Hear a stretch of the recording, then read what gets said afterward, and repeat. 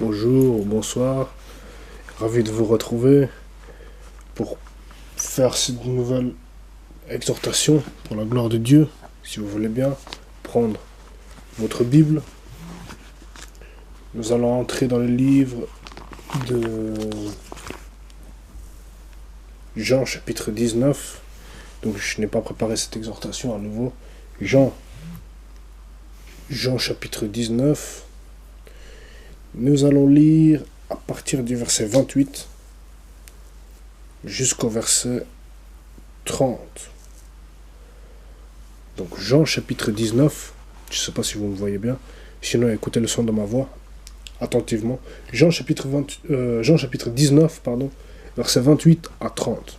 Je lis pour sa gloire. Après cela, Jésus, qui savait que tout était déjà accompli, dit: afin que l'écriture se réalise pleinement, j'ai soif.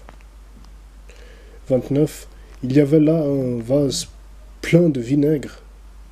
Les soldats en remplirent une éponge, la fixèrent à une branche d'hysope et l'approchèrent de sa bouche.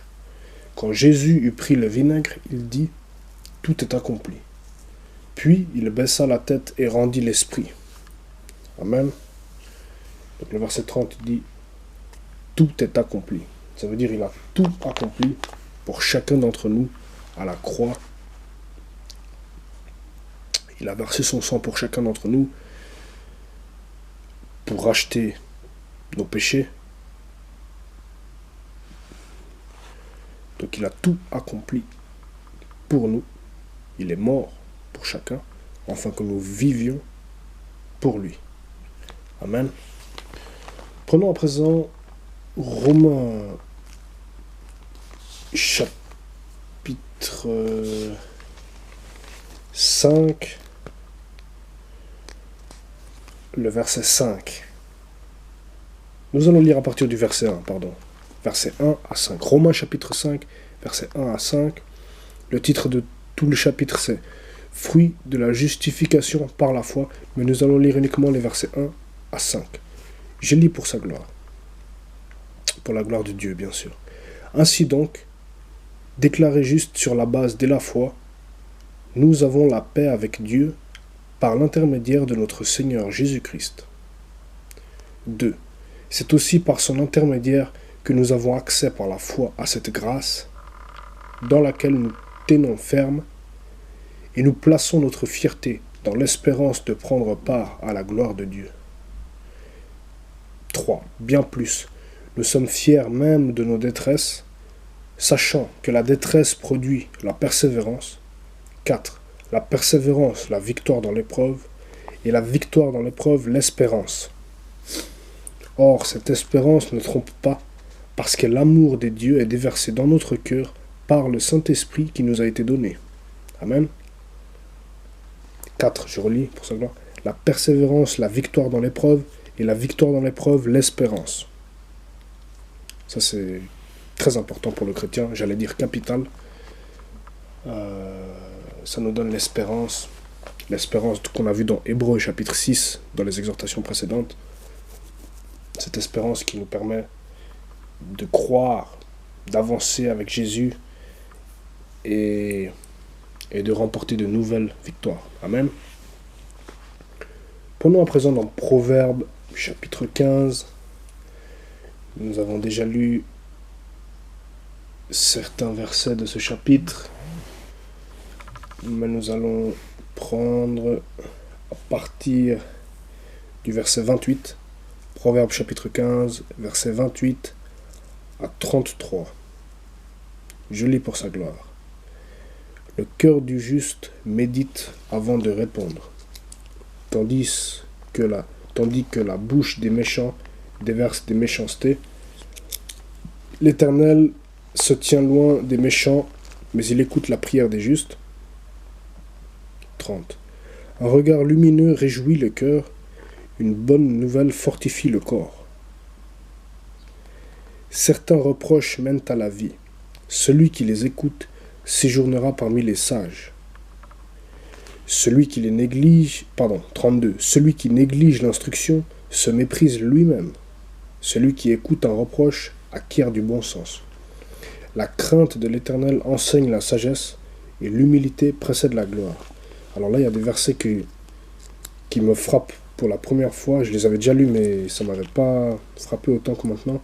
Notamment le 31, Proverbe chapitre 15, verset 31. Je le relis pour sa gloire. Certains reproches mènent à la vie. Celui qui les écoute séjournera parmi les sages. Amen. Donc là, si je comprends bien, Dieu nous dit, au travers de Salomon, qui a écrit les proverbes, que celui qui écoute certains reproches, non seulement ça le mènera à la vie, mais en plus, il séjournera au milieu des sages, avec les sages. Donc c'est une promesse que je trouve extraordinaire. J'aime ça. Il séjournera parmi les sages.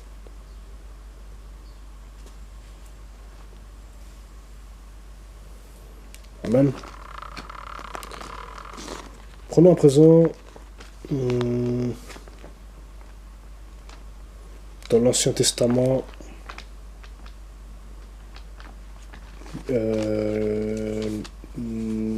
Néhémie,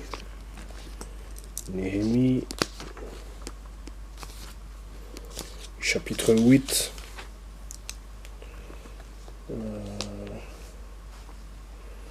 Je voudrais vous dire d'abord que parfois ça m'arrive de boire un peu d'alcool, pas des litres, hein, 30 centilitres, 33 maximum, comme ça.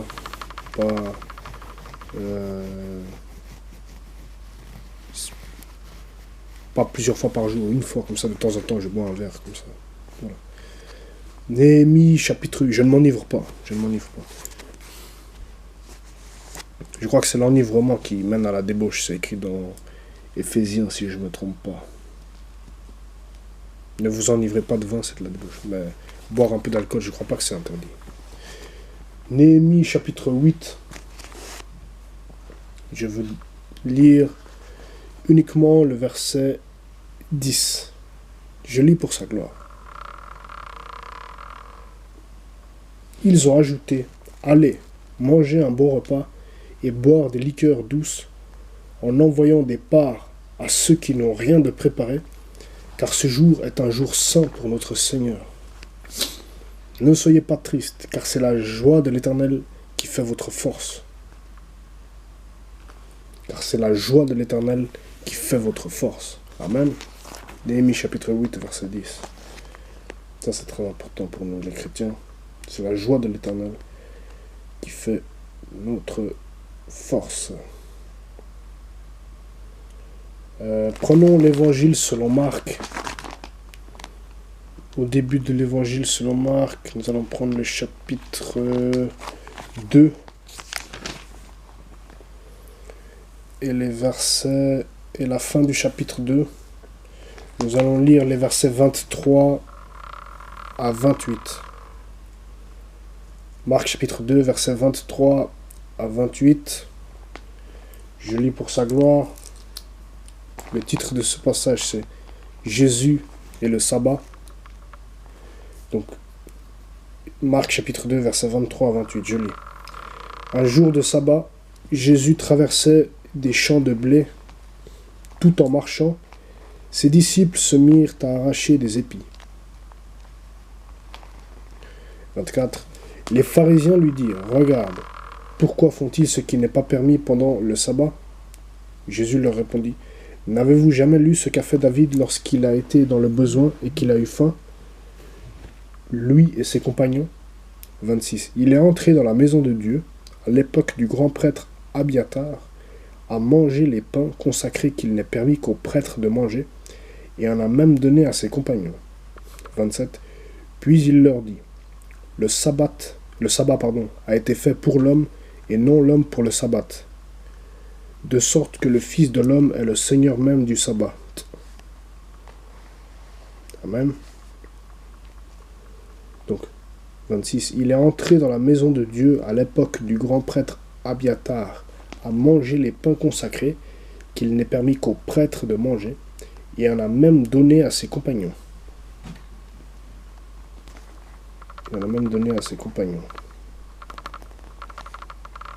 Donc, Voilà. Tout ça pour dire que Jésus, il est au-delà des doctrines, des conceptions préétablies. Il est au-delà de tout ça, c'est lui le maître, c'est lui qui dicte les lois de l'univers. Il faut bien l'écouter, bien lui obéir, et tout se passera bien. Prenons à présent, si vous voulez bien,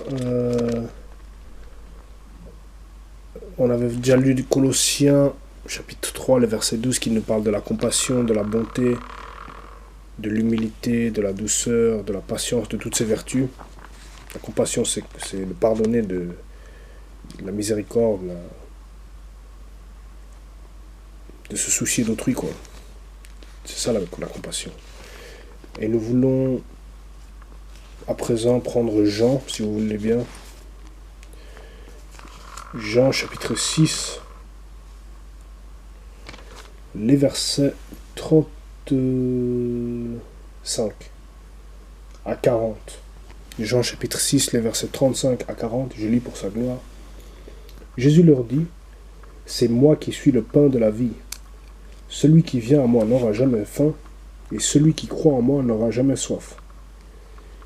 Mais je vous l'ai dit, vous m'avez vu, et pourtant vous ne croyez pas. » 37.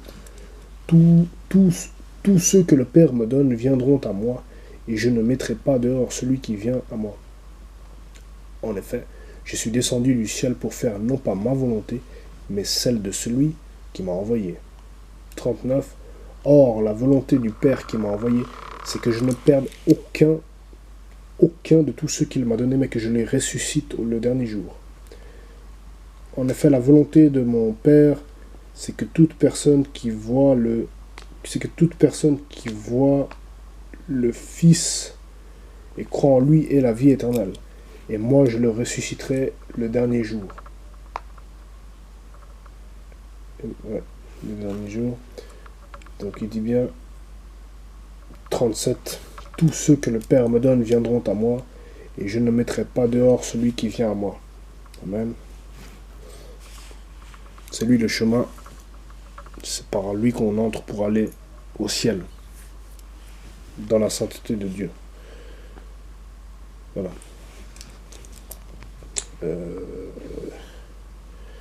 Prenons à présent encore peut-être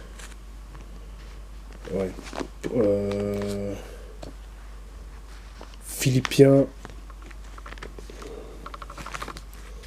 épître de l'apôtre Paul à l'église de Philippe. Je pense que ça va être un des derniers versets. Chapitre 4 et le verset 7. En fait, on va lire. J'aime beaucoup ce chapitre, alors souvent je lis plus que uniquement le verset sur lequel je veux m'appuyer. Donc on va lire à partir du verset 4 jusqu'au verset... On va même lire à partir du verset 1, pardon. Philippiens chapitre 4, verset 1 à 9. Je lis pour sa gloire. C'est pourquoi, pour la gloire de Dieu, c'est pourquoi, mes très chers frères et sœurs, que je désire tant revoir, vous qui êtes ma joie et ma couronne, tenez ferme dans le Seigneur, mes bien-aimés. J'encourage Évodie et Saint-Tiche à vivre en plein accord dans le Seigneur. 3. Toi aussi, mon fidèle collègue, je te demande de les aider, elles, au pluriel, qui ont combattu pour l'Évangile avec moi, ainsi qu'avec Clément et mes autres collaborateurs dont le nom figure dans le livre de vie. 4. Réjouissez-vous toujours dans le Seigneur, je le répète, réjouissez-vous. Que votre douceur soit connue de tous les hommes, le Seigneur est proche. 6. Ne vous inquiétez de rien, mais en toute chose faites connaître vos besoins à Dieu par des prières et des supplications dans une attitude de reconnaissance. Et la paix de Dieu qui dépasse tout ce que l'on peut comprendre gardera vos cœurs et vos pensées en Jésus-Christ. 8. Enfin, frères et sœurs, portez vos pensées sur tout ce qui est vrai, tout ce qui est honorable, tout ce qui est juste, tout ce qui est pur, tout ce qui est digne d'être aimé, tout ce qui mérite l'approbation, ce qui est synonyme de qualité morale et ce qui est digne de louange. Ce que vous avez appris et reçu et entendu de moi, et ce que vous avez vu en moi, mettez-les en pratique, et le Dieu de la paix sera avec vous. Amen. Donc le verset 9, il rejoint le verset 7, qui dit, je relis pour sa gloire, et la paix de Dieu, qui dépasse tout ce que l'on peut comprendre, gardera votre cœur et vos pensées en Jésus-Christ. Amen. C'est ça que nous voulons faire, garder nos cœurs et nos pensées en Jésus-Christ, afin que la paix de Dieu nous remplisse. Amen. Et si nous faisons cela, je peux dire que la guérison de Dieu, comme nous dit Exode chapitre 15, verset 26, nous pouvons même prendre ce passage, peut-être ça va être un des derniers, Exode, ou l'avant-dernier, Exode chapitre 15, le verset 26. Si nous faisons ce que nous avons reçu et entendu de lui, Exode chapitre 15, au verset 26, je lis pour sa gloire, il dit, si tu écoutes attentivement l'Éternel ton Dieu, si tu fais ce qui est droit à ses yeux, si tu prêtes l'oreille à ses commandements, et si tu obéis à toutes ses prescriptions, je ne te frapperai d'aucune des maladies dont j'ai frappé les Égyptiens, car je suis l'Éternel, celui qui te guérit. Amen. Car je suis l'Éternel. Exode chapitre 15, verset 26. Prenons un dernier chapitre, rapidement. Proverbe. Un nouveau Proverbe, chapitre 8. Proverbe, chapitre 8. Et nous allons lire les versets...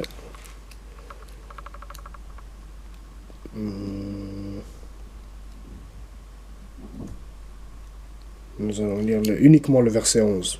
Je lis pour sa gloire. Proverbe chapitre 8, verset 11. En effet, la sagesse vaut mieux que les perles. Elle a plus de valeur que tout ce qu'on pourrait désirer.